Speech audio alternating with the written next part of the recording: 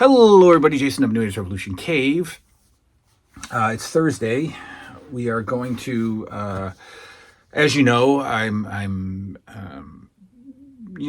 collecting the WWF magazines and only reading them as I watch, wrestling from Wrestling with the Past. I'm not reading ahead, basically. So I only actually have two wrestling magazines that I can read because I'm only up to April of '85. So, and I haven't bought any in a while because my friend Dave, who I need to get over to his house, I'm actually planning to go this Saturday at 2. He has a massive wrestling collection and is ready to start selling. So he pulled out a lot of his WWF magazines. So I might come home with several WWF magazines. I'll bring my list. And that's why I haven't pulled any off of eBay because, those prices are silly. And I'm sure him and I can work out a bulk deal. And he has a lot of the fun stuff. He has a lot of the, the lunch boxes and the stuff like that. Not figure related. He's got a ton of figures, but the stuff that I'm looking to collect, the foam things, the foam belts, the Hulk Hogan hat, the mugs, he's got that stuff. And that's the stuff that I want to buy. So I don't know how much I'll bring home that day, but I'll bring home something. So that's Saturday. Tomorrow, something interesting is coming in the mail that I'm excited about. Tomorrow or Saturday, actually. Tomorrow or Saturday. And here's a clue. I picked this up. Here's a clue. It's not anything Al Snow related, but here's a clue. This is part of it. There's a figure sitting on my floor right now that I got that is puts me 2 away from finishing up a particular line. And then I ordered something that hasn't even gone to the post office yet, which is a bummer, but it's a fun item. It's when you see it, you'll be like, of course, that belongs there. It's just a fun item. So tomorrow will be, I hope, a Wrestling with the Past. Probably not. Probably Saturday. Because I haven't finished the MSG show yet. And then I got to go back and take photos and write about it and then present it. Tomorrow might be a power hour. My friend Lisa E. sent in a mental health related question that we'll talk about. I will play some Nintendo maybe tomorrow with you guys too, and do that sort of thing. But there'll be new things to look at. Colin from Canada, who is dying to send me this massive package of stuff from his collection, might be appearing on the show. He's only 2 hours away from me, and he might be driving in to meet up at my office and go through the package together with you guys. So you might be getting a special guest star. Colin from Canada might be appearing on the channel to unbox his package, the box that he's giving me. Right now, we're going to look at a very early WWF magazine, June, July 1984.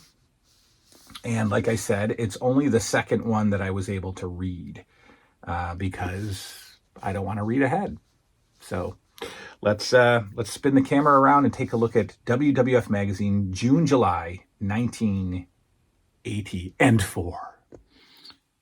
All right, folks, here we go. It's the official World Wrestling Federation magazine, June, July 1984. This is the earliest magazine that I have. Very early cover. The cover is definitely changed in 85 and beyond. I think this is maybe the third magazine, maybe the third official WWF magazine. We got Sergeant Slaughter's pilgrimage to the nation's capital, Roddy's rowdiness against the elements. The tradition lives in St. Louis. Big man battle, Hogan versus Studd. Wait a minute, Bob Backlund's back. Interesting. WWF paparazzi. Convincing a convention. Okay. And a short view of midget wrestlers. Oh, geez. A short view of midget wrestlers. Here we go. This is at a time, let's see if we can get it better. That's about it right there for you. This is at a time when the WWF was not against, talking about other organizations or even talking about their own history, which WWF stopped doing at some point. Right off the bat, we've got a collection of Cobra Corps Sergeant Slaughter memorabilia, which is probably invaluable today. A Cobra Corps whistle, $2. Cobra Corps belt buckle, $5. Dog tags, $3. What's up, Liam?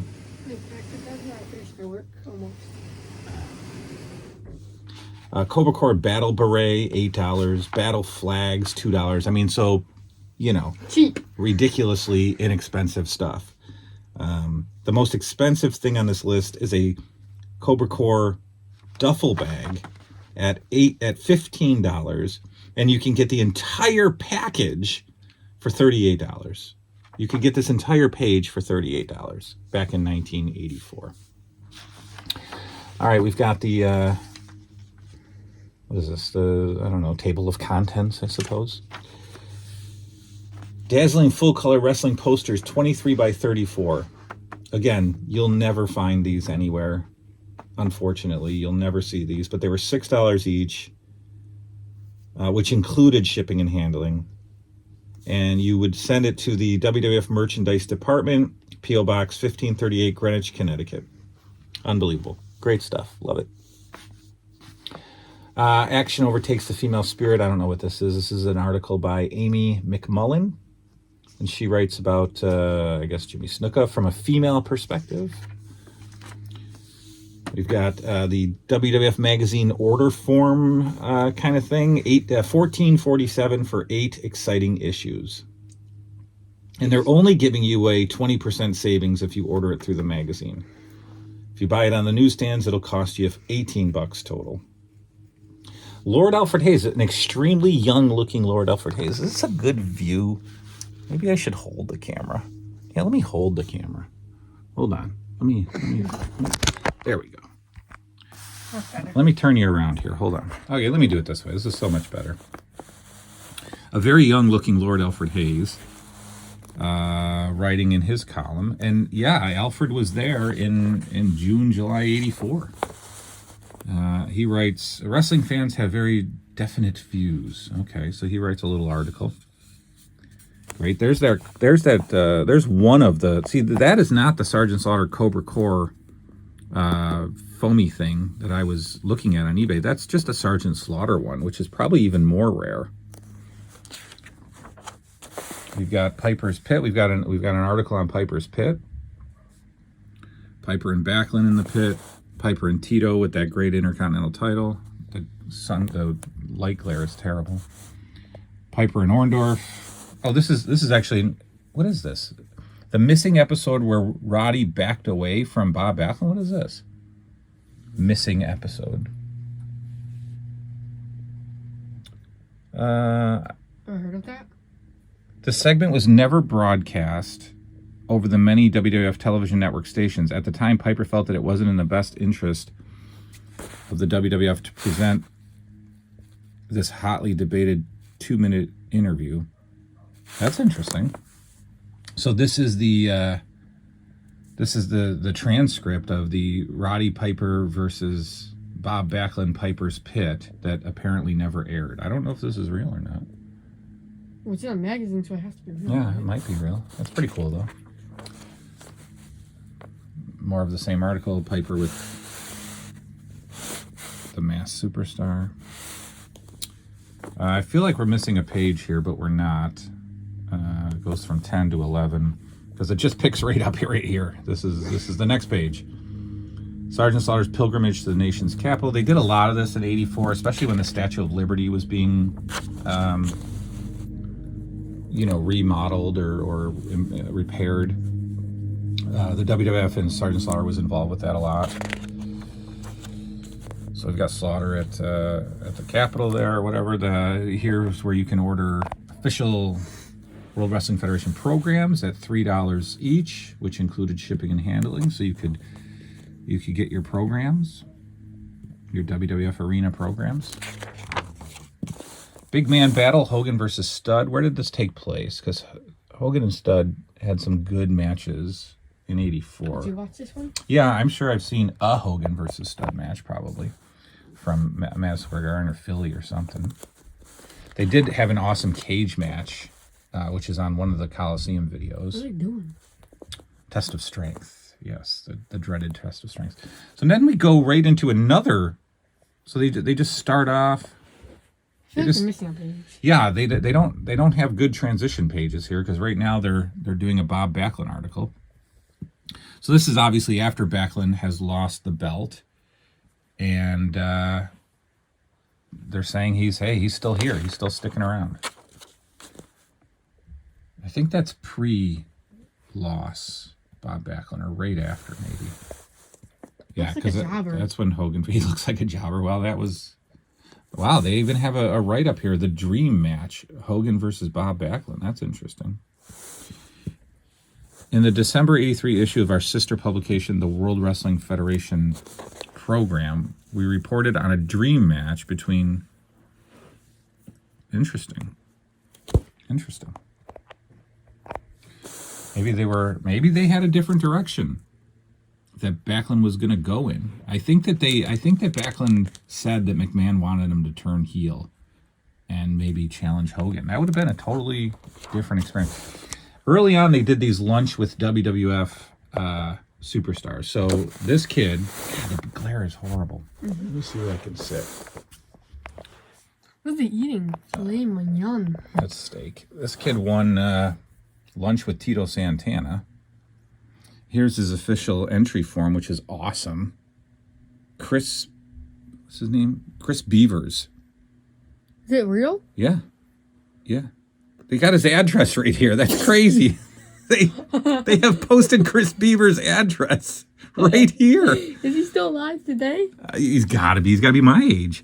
Tito Santana, Chris Beavers, 130 Greenridge Street, Scranton, Pennsylvania. And there's his phone number. We gotta go. What on earth? We gotta go. That's got to be like his home phone, obviously, which probably doesn't exist anymore. Wow. They just put his whole identity right there in WWF Magazine. You want to call him? I love it. I love it. So anyway, he wrote in 80,000. Oh, no, that's Scranton residents. Okay. Oh, 10,000 entries were received. 10,000 entries is nothing. 10,000 entries to have lunch with a wrestler. You imagine how many would be today? So he goes to hang out with Tito. That's cool. And obviously, that's either Chris Beaver's dad or like a WWF agent kind of guy. That was his house. Oh, they even brought him into the ring. That's cool. He's holding the belt. That's amazing. Lucky guy. He's dropping him back off at the house. This is very real. This actually is a real thing. Gave him a poster, it looks like. Gave him a bunch of stuff. Dropped him off. Probably didn't drive him in a Lambo. Probably a limo. Article on Tony Atlas and Rocky Johnson. I don't know what they're doing here. They're driving somewhere. Oh, this is an interview with them. Interviewed rating the tag team racers. So, okay, must be Johnson and Atlas talking about, the tag team competition. So this is not... Both left right around this point and came back and left again. More of the interview. Here they are talking about the Invaders. Remember the Invaders? They were all over WWF TV in '84. Invaders. Just a mass team. An awesome article, or not article, but ad for, look at the price, $8. $8 including shipping. Any clothes? $8 including shipping and handling. Look at those t-shirts. Oh, they've got like baby t-shirts. Like those look like What do you mean? They look like, are those kid t-shirts? No, they're not kid t-shirts. They're awesome. They're probably, you'll never find these. Again, these are not t-shirts that you'll ever see on eBay. So who has these? Who has them? What do you mean? Like, like somebody's got to own these or something. I'm sure there's some, somebody's got one of these somewhere, but you just won't see them on eBay. WWF Paparazzi, you never know who will mingle with the sport's top attractions. Okay, so you got some Cyndi Lauper and Captain Lou from Girls Just Want to Have Fun video. Oh, so this is just wrestlers meeting celebrities. Who's that celebrity? That's Johnny Carson and Brooke Shields. They're just 80s people. Hulk Hogan punching the radio. That was from a WWF card. The tops, the baseball cards. Andre with Letterman. Not sure why Letterman's wearing a polo, like a rugby shirt or something. This is cool. The Samoans as tag champions with Mr. T. So this is 83. Rocky. Right.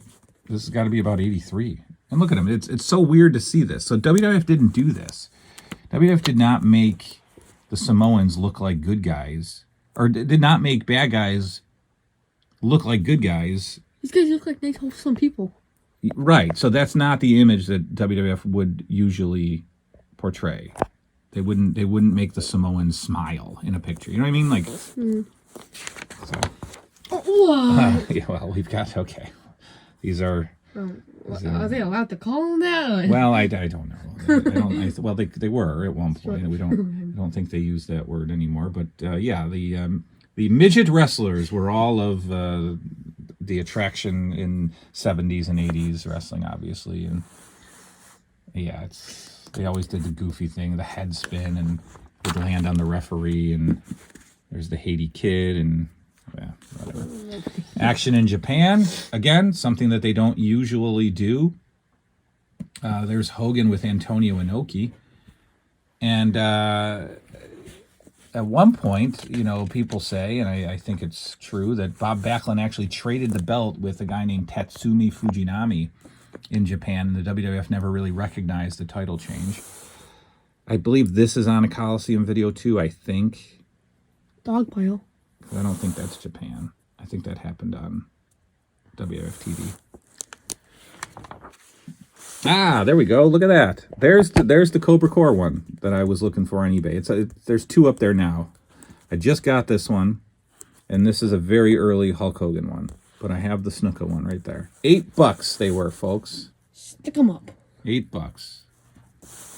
There's the. So Hulk Hogan was like the Rocky of the time, right? Absolutely. There's a great belt right there. A great shot of Hogan. In fact, at one point he remarketed this shirt recently in the last 5 years or so, and put Hogan underneath it, which is really cool.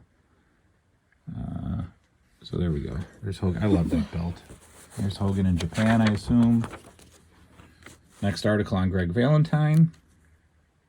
Who would take this and read it before bed, like the article and stuff? Who would take me? Valentine and this. That's a great shot. That is a great picture.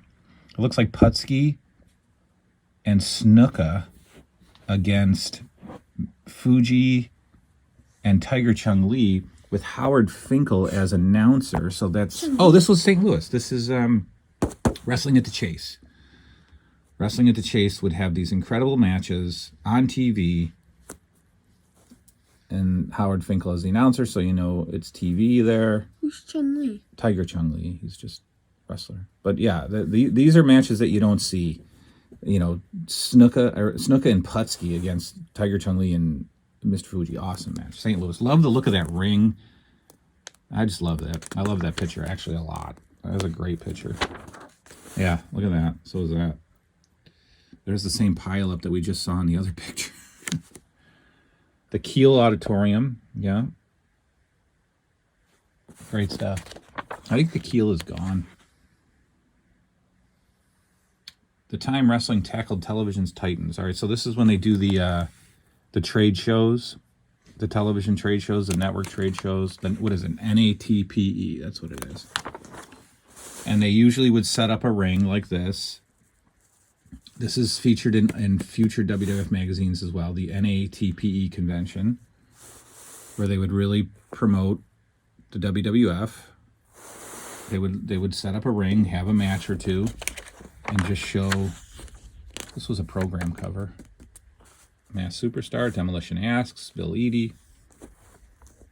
Many people still speculate. Well, not anymore.